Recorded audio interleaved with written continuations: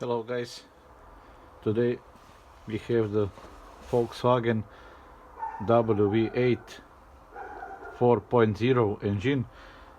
Change the spark plug. We have the original Volkswagen spark plug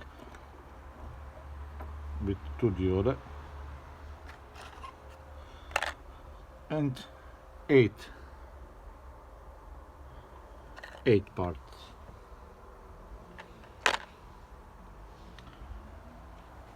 You need to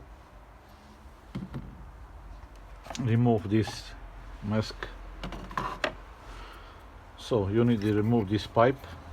You have screw here, this two, this here, and you need to remove down here because intake pipe need to disconnect from inlet collector. Disconnect this from flap, disconnect this big pipe, vacuum for fuel regulation, vacuum of